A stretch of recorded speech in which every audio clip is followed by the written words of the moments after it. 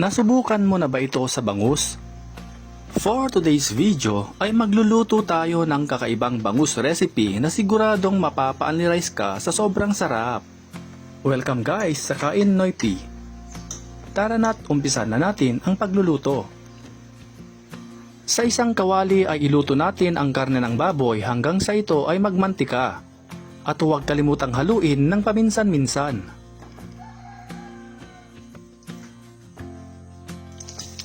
At this point ay okay na ang ating karne.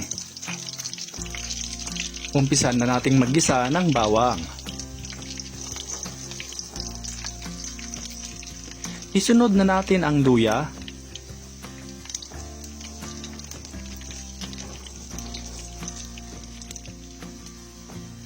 Ilagay na rin natin ang sibuyas. Igisa natin ang mga ito hanggang maging aromatic.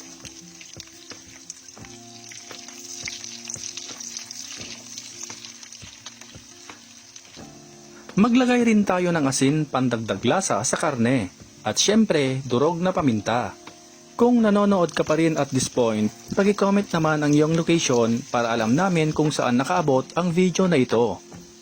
Ilagay na natin ang sili, siling haba at syempre ang ating main ingredient, bangus.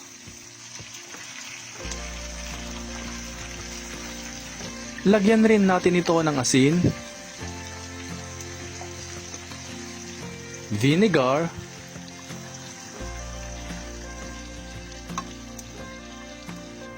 at syempre, sapat na tubig.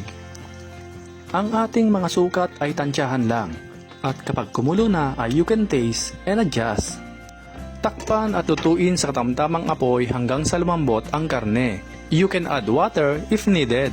And adjust the taste. By the way, shout out nga pala kay Ma'am Carmen Sian of Los Angeles, California, USA, Lenny Salosa of Binyan, Laguna, Karen Morita of Japan, and Fe Apostol of Dasmariñas, Cavite.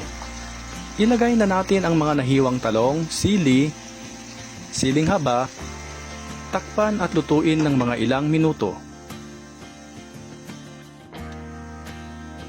Ayan at luto na ang ating paksiw na bangus with pork liempo. Ready to serve na at ihanda na ang isang kalderong kanin at malamig na coke. Siguradong mapapakanin ka sa sobrang sarap dahil sabaw pa lang ay ulam na. Kain na mga Kanoy P!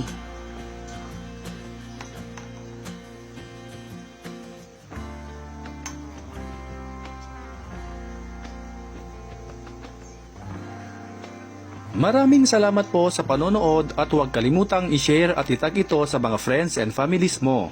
At kung bago ka pa lamang dito sa aming page ay mag-follow ka na para di ka mahuli sa aming bagong recipe. Hanggang sa muli!